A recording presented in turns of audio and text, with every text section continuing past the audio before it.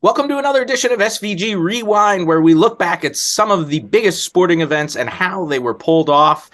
My name's Jason Dackman, and we are looking back at one of the cooler ones, no question about it. Shawn Robbins and Kurt Hartman are with me to talk about the Nickmas production. We have seen, obviously, how Nickelodeon presents NFL games in a very unique way, and they took it to the next level yet again. A couple of Emmy awards in, and you guys are still finding new ways to find how to present this game to potentially a younger audience. So, Shawn, I want to start with you. Why don't we talk a little bit about just conceptually how you developed the Nickmas theme and how you were looking to differentiate sort of the look and feel of this year's game versus the past NFL wildcard games you guys have done? Yeah, so I mean, this year different than the previous two, right? The previous two wildcard games where we knew 7 days in advance of where we were going to be. So thematically, having the Christmas Day game could not have been better for us. And didn't matter the matchup to us. We know that at the beginning of the year, the matchup looked a heck of a lot better on paper than it turned out to be as far as the teams went. Obviously, the Denver Broncos and Los Angeles Rams not having the best seasons. But it didn't matter to us, we knew the task at hand was to just to do the game. We knew it was Christmas. That's another big theme that we knew that we can lean into heavily. This game came with a built-in theme for us, which we didn't have in the past before. We were always creating something, or making it broad-based, I would say, in everything we did. So it was more of a variety. This presented itself as the perfect opportunity to just lean into Christmas, the day that it was, especially for kids. There's no bigger holiday. So we approached it with that. And again, knowing the teams going in was really something that helped us out. But the lean into Christmas was probably, I'd say, not that tough of a stretch for the Nick team. Sure. Yeah. Kurt, let's talk about, you have this concept of, it's going to be Christmas. Things are laid out. How did you build the look this year? What were some of the key things that went into what the final product that we saw last Sunday was? Yeah, just to layer on to what Shawn said, all of the work that we put into our weekly show, Slimetime, and all of the effort that gets put there was so easily reformatted over to this game that it made everything so much smoother, so much easier. And all of the lessons that we've learned from Slimetime, one of the most important ones is that when we have a theme, when we have something to kind of really grasp onto as a thread to weave through the whole either show or be it the Christmas game, it just makes it so much easier creatively to make decisions about what's right, what's wrong, and to kind of really open up new avenues of creativity with the artists that are all working on this. It's kind of like, if you sometimes it's weird, you put some guardrails on something and you're like, creativity shouldn't have guardrails, but when you're dealing with something like this, when it's live sports and it needs to be done really quickly, and you give your artists those kind of guardrails to stay inside of, it's so much easier to ideate and make really great stuff. Which again, it was so much easier this year with the Christmas game versus a random game in January that doesn't really have much to grasp onto in that same respect. Sure. Yeah. And once the actual live show started, it was, you don't see it very often, right? The idea of this level of AR in real time. And by very often, I mean probably never. So, Shawn, tell us a little bit about the ops. Again, I believe you guys, it was a side-by-side show. You were in a separate truck from the CBS traditional broadcasts. Tell us a little bit about that and some of the key technology partners that help you guys pull it off. Yeah, so as far as the ops go, of course, what drives us is CBS Sports and the A Game and that crew with Mike Arnold and Jim Rickoff, right? It all starts with that production. And I'm sure you spoke to Jason Cohen about this also, and how we split our feed that comes into our truck. We're complemented in our truck with a certain amount of cameras. It's, of course, not an A-level game amount of cameras, but we had 4 AR cameras within this telecast, and they were all the up cameras. So everything that you saw, usually cameras 1, 2, and 3, as we call them for our broadcast, 31, 32, 33. We also had a camera 38, which is our low end zone camera. So we were able to capture all the AR from those 4 cameras. Some of the challenges are delays that are sent through. We have SMT as a partner with us, and many of your viewers will know SMT and all the great stuff that they do and they bring to the table. Sure. They're the best business, of course, of what they do. They're one level of AR. And then we bring in another level of AR, which is the team at Silver Spoon, who came in with a creative deck, creative ideas. Last year, we had some AR that worked within the grid of the field only. Silver Spoon had the stadium pre-mapped actually before even, I think, their pitch to us. And that really helped to take the AR off the field and use it in other areas, which lends itself to now putting more AR into the game. Because, when it comes down to it, we still want to teach the game of football. We don't want to interfere too much with the game of football. We want to keep kids engaged, and we want to, do a great job with that. But we still want to kind of keep the game where, if dad's watching, we're not ruining his football game. So although this year we did add some characters on the field and some things that were more in play, I would say, that we never did before, we still think that AR and those executions didn't mess with dad's football or mom's football. Sure. And that's definitely the level that Silver Spoon brought to the table and gave us just really more of a wide range of things to do. Other partners involved, of course, all of this went through Kurt's team also. So the synergy there is obviously CBS and their feed and their truck and their cameras, and the challenge there of our director, Andy Friedman, who did an unbelievably great job of cutting within the game truck, who sends things our way, as well as his own cameras, as well as obviously putting all the AR into the game.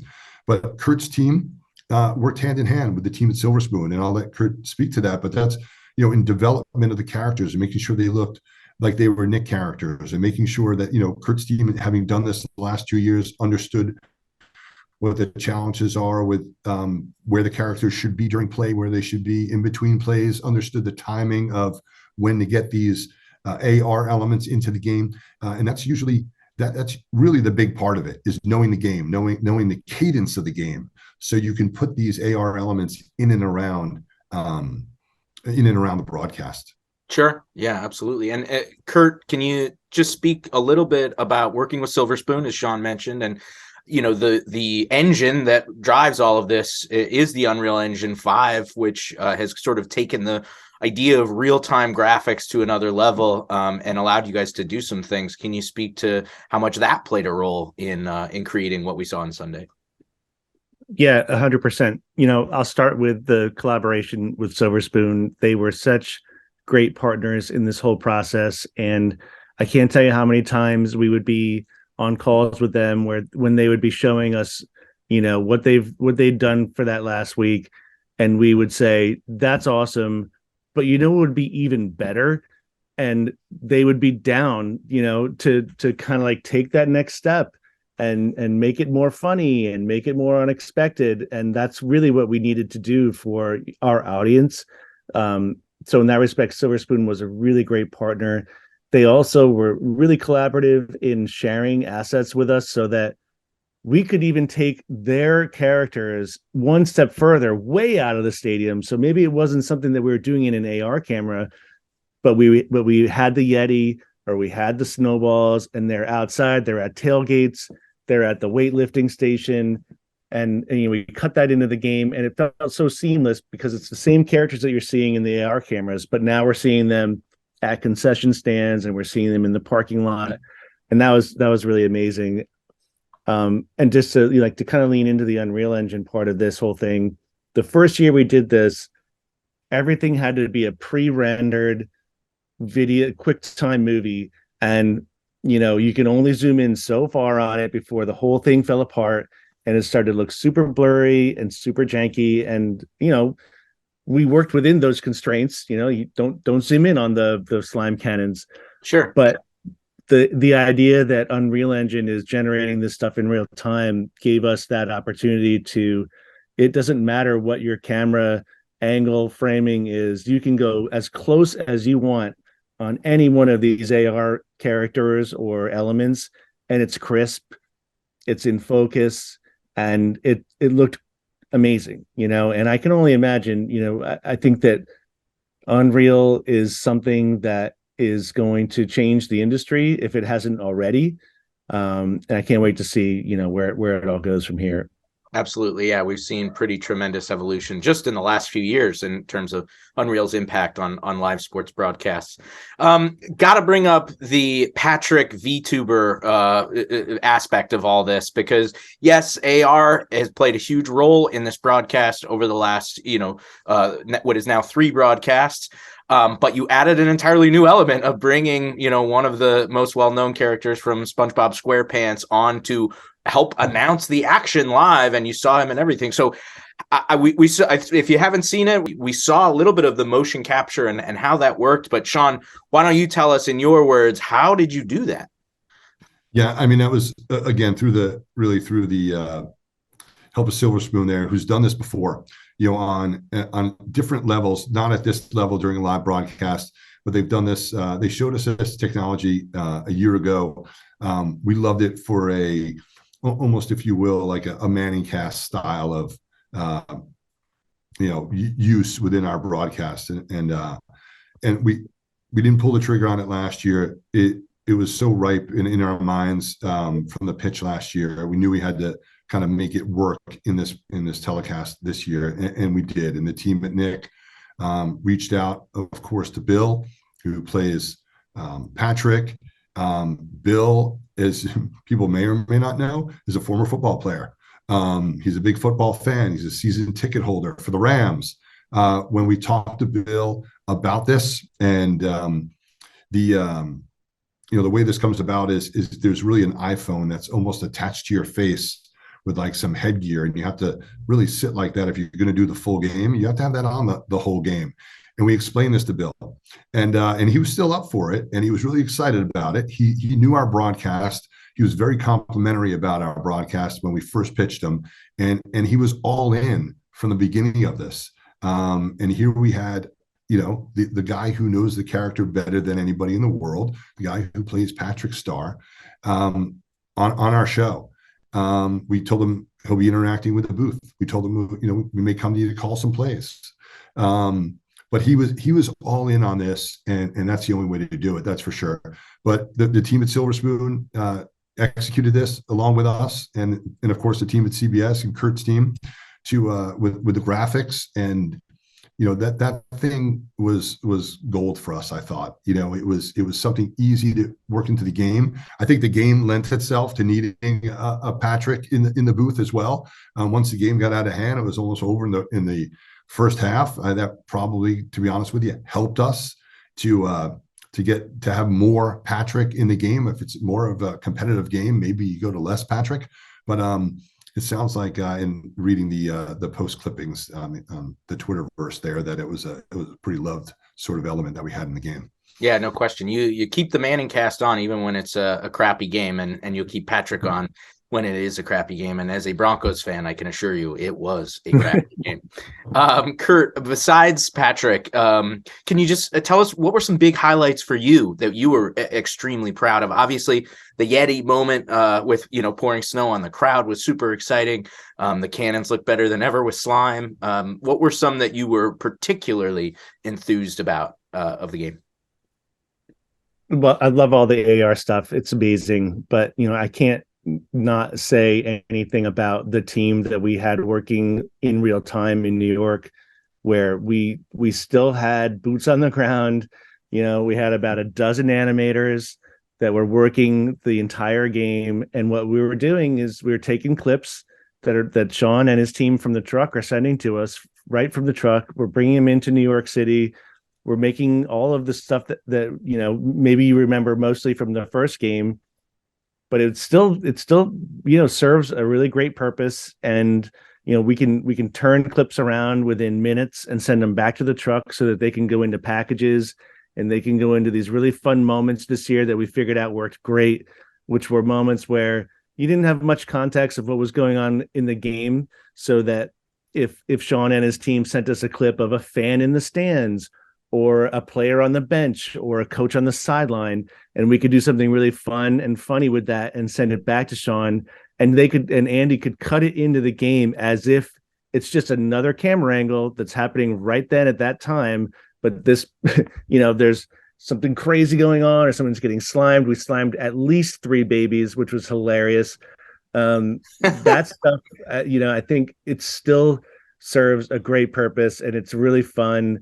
And I want to make sure that everybody understands that there's a really big team of people that are doing that in real time. It's not AR. It's literally like, it's people working in After Effects and rendering this stuff out as fast as they possibly can. Yeah, just amazing. Again, a workflow that seems impossible just a few years ago, and you guys have pulled it off once again. I agree. It's so important that animation team back in New York, because these are things that editorially, obviously everything that we put in the game, not everything, because some things were joystick controls with characters, but most of the things that we did AR are pre-done, right? The Yeti snow dump, that's a pre-done element. The Yeti and the goalpost, pre-done element.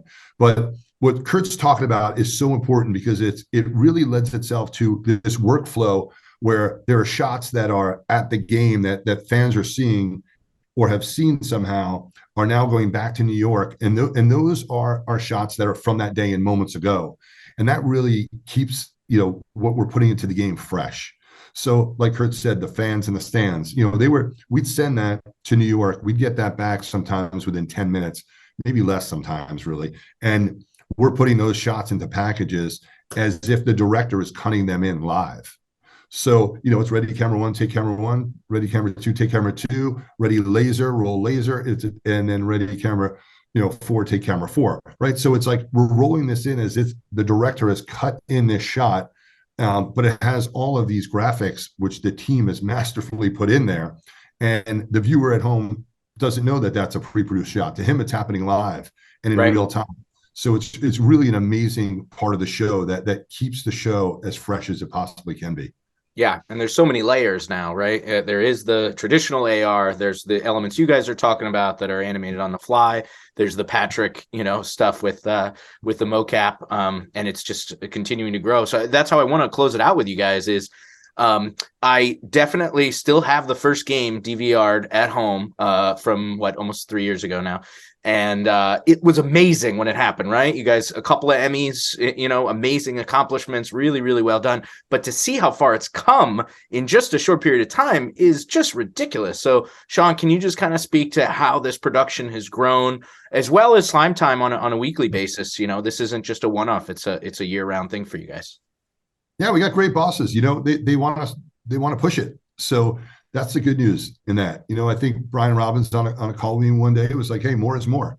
So, Sean McManus, David Burson, they love what we're doing, and they continue to support it. So, as long as you have that support from the top, sky's the limit with that. There's tons of creative people on this project. I mean, Kurt's whole team. I mean, I'm a guy who comes from CBS Sports, and I have like this animation team from Nickelodeon at my disposal to help out with these crazy ideas that everybody's coming up with from all directions.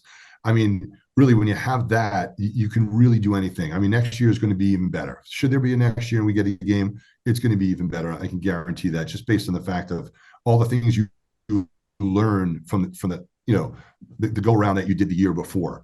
So, I'm excited to do it again, and especially with this team and Kurt's team and all the animators. Everybody's got ideas for this project and how to make it better as soon as you leave the truck. Yeah.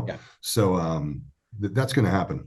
Great, cool. And Kurt, close us out from the Nickelodeon animation side. How have you seen this thing just grow from what was just a very crazy idea into what is now a full-blown, extremely respected production that is, part of the NFL season that everybody waits for now?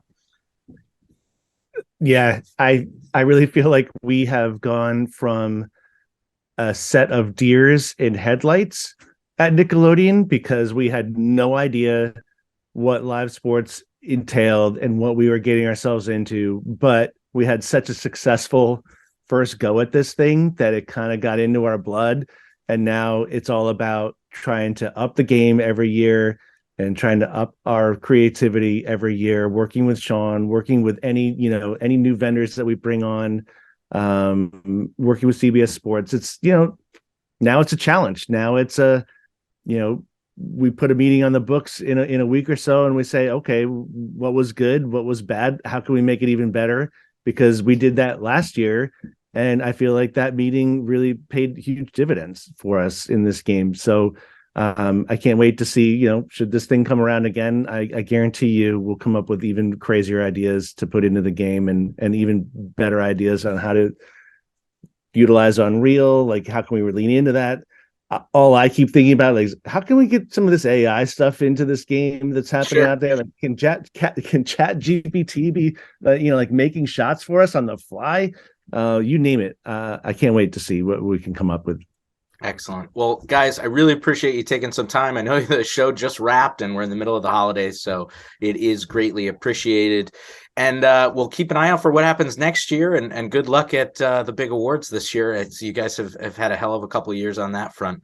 Shawn Robbins, Kurt Hartman, thank you so much. Appreciate it. For more coverage of the Nickmas game, stay tuned to sportsvideo.org. I'm Jason Dackman, and this has been SVG Rewind.